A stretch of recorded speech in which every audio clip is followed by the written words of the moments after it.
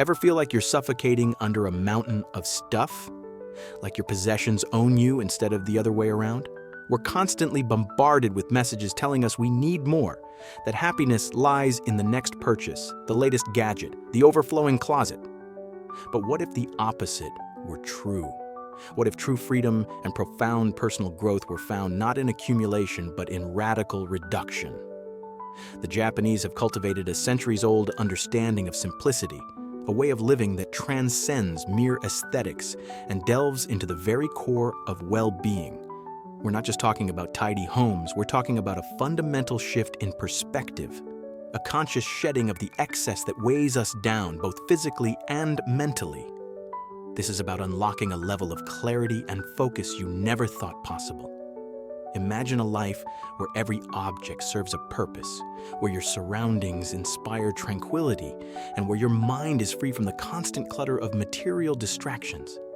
This isn't about deprivation, it's about deliberate choice. It's about reclaiming your space, your time, and your energy for the things that truly ignite your soul.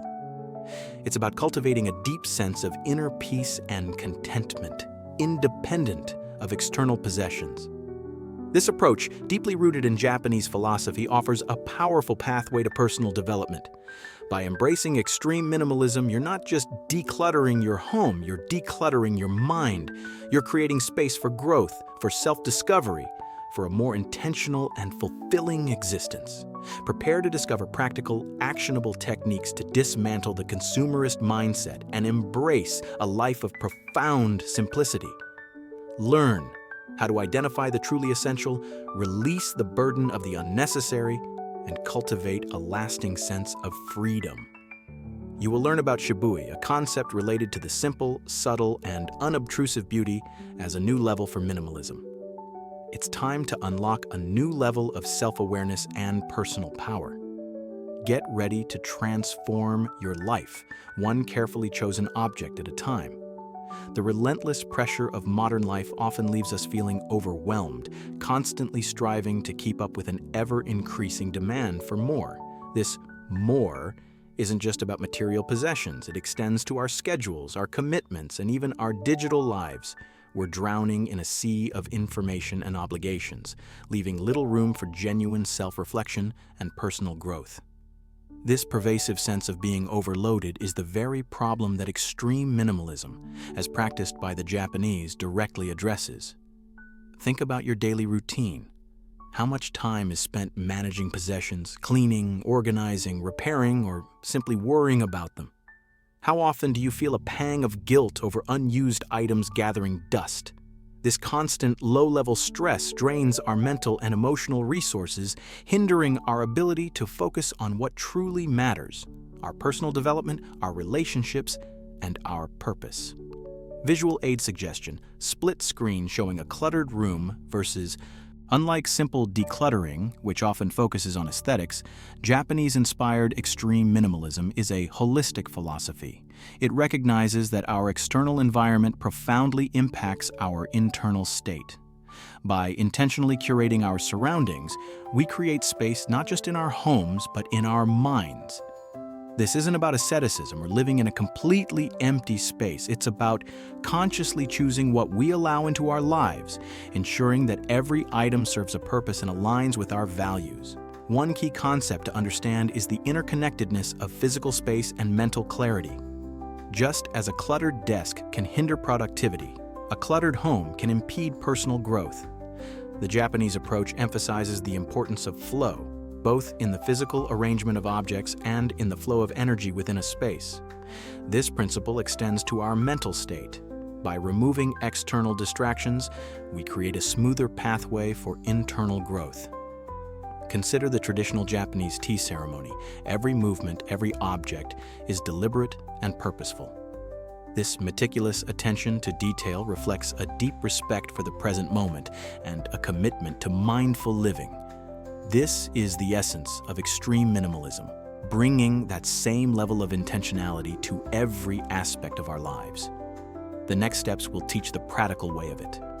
Ready to continue this transformative journey? Your experiences and insights are vital. Join the community in the comments below to share your decluttering challenges, successes, and questions. Subscribe for more on mindful living and Japanese-inspired minimalism. Your feedback shapes our content, ensuring we address your needs. Let's build a supportive space for growth together, one step to the minimal life. Let's translate the philosophy of extreme minimalism into tangible action. The first goal is to cultivate a mindful awareness of your relationship with possessions. Start by observing your daily interactions with objects. Notice how you feel when you acquire something new. Do you experience a fleeting sense of excitement followed by a return to your baseline level of happiness? This is the hedonic treadmill, and recognizing it is the first step to breaking free. Next, challenge the ingrained belief that more is better. Actively question advertising messages and societal pressures that promote consumerism. Instead of seeking external validation through possessions, focus on cultivating internal sources of satisfaction, meaningful relationships, personal growth, and contribution to something larger than yourself. This is a core tenet of the Japanese Ikigai concept, finding your purpose and passion. A practical exercise is to conduct a clutter audit. Choose one specific area, like your wardrobe or bookshelf, take everything out, and handle each item individually. Ask yourself, when was the last time I used this? Does it genuinely add value to my life, or is it just taking up space? Be honest with yourself and don't be afraid to let go of things that no longer serve you. Another powerful technique is to practice mindful consumption. Before making any purchase, pause and ask yourself, do I truly need this, or am I simply responding to an impulse or external pressure? Consider the environmental impact of your purchase, as well as the long-term cost of ownership, storage, maintenance, etc. Finally, embrace the concept of enough. Define what enough means to you in various areas of your life: clothing, possessions, even commitments. This isn't about deprivation, it's about setting intentional limits and creating space for what truly matters. Once you've reached enough, resist the urge to accumulate more. In today's hyper-connected world, we're facing an unprecedented crisis of attention. Our minds are constantly bombarded with information, notifications, and demands, leaving us feeling fragmented and overwhelmed. This constant state of distraction is not only impacting our productivity, but also eroding our mental well-being and hindering our personal growth. This is precisely where the principles of Japanese-inspired extreme minimalism become urgently relevant. The current trend of burnout culture highlights the unsustainable nature of our always-on, always-connected lifestyles. We're constantly chasing the next deadline, the next achievement, the next purchase, leaving little room for genuine rest, reflection, and self-care. This relentless pursuit of more is leading to widespread anxiety, stress, and a pervasive sense of dissatisfaction. The core problem is a disconnect from our inner selves and a reliance on external validation. Extreme minimalism offers a powerful antidote to this modern malaise. By intentionally simplifying our surroundings and reducing our possessions, we create space for mental clarity and inner peace. It's a direct response to the overwhelming sensory overload that characterizes contemporary life. The challenge lies in breaking free from deeply ingrained consumerist habits and societal pressures that equate happiness with material wealth. The knowledge gap is significant. Many people associate minimalism with stark, empty spaces and a life of deprivation. This misunderstanding prevents them from exploring the profound benefits of this philosophy. The Japanese approach, however, emphasizes intentionality and appreciation, not deprivation. It's about curating a life that reflects our values and supports our well-being. Right now, as we navigate an increasingly complex and demanding world, the ability to cultivate inner peace and focus is more critical than ever. Mastering extreme minimalism, as inspired by the Japanese, provides the tools and framework to reclaim our attention, reduce stress, and cultivate a more meaningful and fulfilling life. It's a path to personal growth that is both timely and timeless. Let's delve into some foundational concepts that underpin Japanese extreme minimalism. We've already touched on Danshari, but let's explore its application in a step-by-step manner.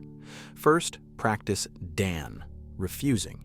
This means consciously stopping the influx of new items. Before any purchase, ask yourself, is this a need or a want? Will it genuinely improve my life, or is it just a fleeting desire?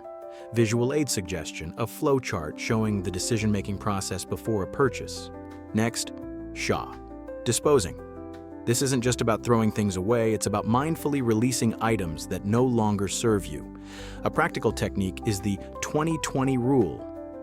If you can replace an item for under $20 in under 20 minutes, and you haven't used it recently, it's likely safe to let it go. What about sentimental items? Consider taking a photograph of the item before donating or discarding it. Then comes RI, separating. This is the most profound aspect, and it's about detaching your identity from your possessions. Do you define yourself by your car, your clothes, or your home? This mental shift takes time and practice, but it's crucial for achieving true freedom from material attachments. Another key concept is mono-no-aware, which translates roughly to the pathos of things. It's an awareness of the impermanence of all things, and it encourages us to appreciate the beauty of the present moment, including the objects we use and cherish. How does this relate to minimalism? It encourages us to value quality over quantity and to treat our possessions with respect. Consider the practice of kintsugi, the art of repairing broken pottery with gold. Instead of discarding broken items, they are repaired, highlighting the cracks and imperfections. This embodies Wabi-Sabi, the acceptance of imperfection and transience.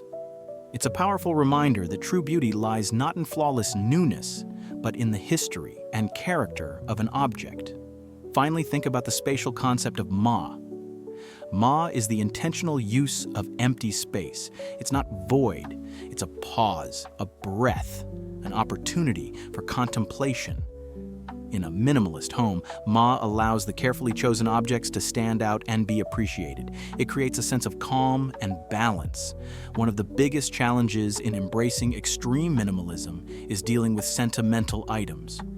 We often attach memories and emotions to objects, making it difficult to let them go. A practical strategy is to create a memory box for truly irreplaceable items, like family photos or letters. For other sentimental items, ask yourself, am I holding on to the object or the memory? Often, the memory remains even after the object is gone. Taking a photograph can help preserve the memory without the physical clutter. Another common obstacle is the fear of needing something later. This just-in-case mentality leads to the accumulation of items that are rarely, if ever, used.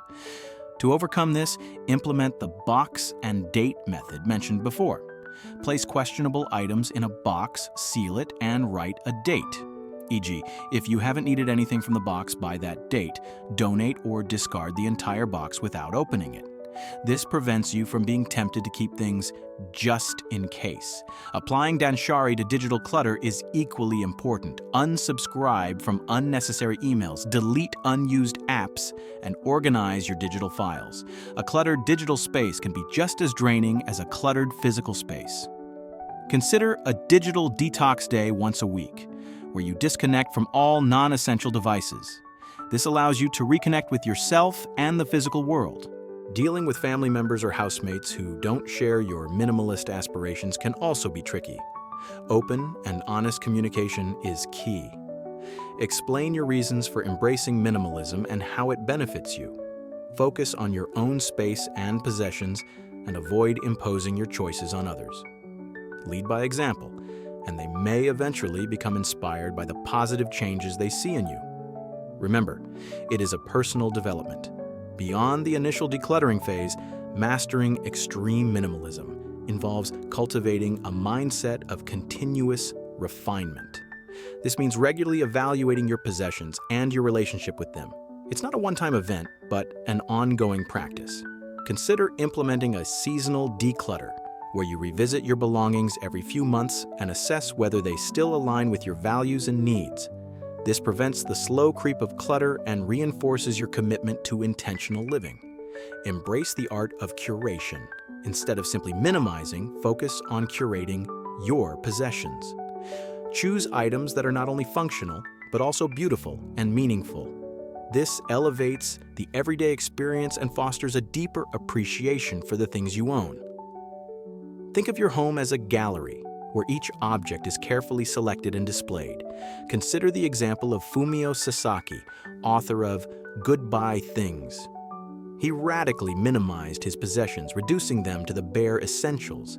He describes the profound impact this had on his life: increased focus, reduced stress, and a greater appreciation for experiences over possessions. His story, and others like it, demonstrates the transformative power of extreme minimalism. It's not just about having less stuff. It's about creating a life that is richer in meaning and purpose. It's about freeing yourself from the constraints of consumerism and embracing a more intentional and fulfilling existence.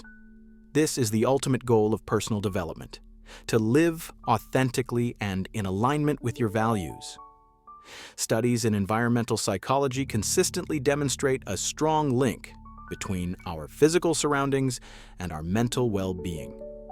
Cluttered environments have been shown to increase cortisol levels, the stress hormone, while minimalist spaces tend to promote calmness and focus. This supports the core principle of Japanese extreme minimalism, that a simplified environment fosters a simplified mind. Furthermore, research in the field of consumer behavior reveals the hedonic treadmill effect, where the initial happiness derived from acquiring new possessions quickly fades, leading to a constant desire for more. This cycle of acquisition and dissatisfaction fuels consumerism and hinders genuine personal growth. Extreme minimalism offers a direct counter to this phenomenon. Consider the growing popularity of the tiny house movement, a trend that embraces minimalist living on a radical scale. While not for everyone, the tiny house movement highlights a growing desire for simplicity and a rejection of the traditional consumerist lifestyle. It reflects a shift in values, prioritizing experiences and freedom over material possessions. Anecdotal evidence abounds from individuals who have embraced extreme minimalism. Many report experiencing significant reductions in stress, improved focus, increased creativity, and a greater sense of purpose. They often describe feeling lighter and more free, both physically and mentally. The financial benefits of extreme minimalism are also significant. By reducing consumption, individuals can save money, pay off debt, and gain greater financial independence. This financial freedom can open up new opportunities for personal growth, such as travel, education, or pursuing a passion project. Moreover, the environmental impact of reduced consumption is undeniable. By embracing a minimalist lifestyle, we reduce our carbon footprint and contribute to a more sustainable future. This aligns with the Japanese concept of Mottainai, which emphasizes respect for resources and the avoidance of waste. In essence, the evidence strongly supports the benefits of extreme minimalism, not just as a decluttering method, but as a powerful tool for personal development and a more sustainable way of life. It's a pathway to greater well-being, both individually and collectively. One common concern is whether extreme minimalism is truly sustainable long-term. Will you eventually revert to your old habits? The key is to view minimalism not as a destination, but as an ongoing practice. It's like cultivating a garden. It requires regular attention and care. The Japanese concept of Kaizen, continuous improvement, is highly relevant here. It's about making small, incremental changes over time rather than striving for instant perfection. Another doubt revolves around the perceived coldness or sterility of minimalist spaces. Remember, Japanese minimalism is not about emptiness for the sake of emptiness. It's about intentionality.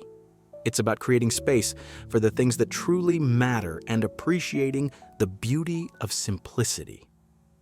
Think of it as creating a canvas for your life, where the essential elements can shine. It's perfectly okay to add personal touches. As expert in interior design Marie Kondo say, keep only those things that speak to your heart. A final point addresses the potential for minimalism to become another form of consumerism, with expensive, minimalist products. This is a valid concern. True minimalism is not about buying a new set of minimalist furniture or accessories. It's about making do with what you have, repurposing items, and resisting the urge to constantly acquire new things. Remember the principle of Mottainai, respecting resources and avoiding waste.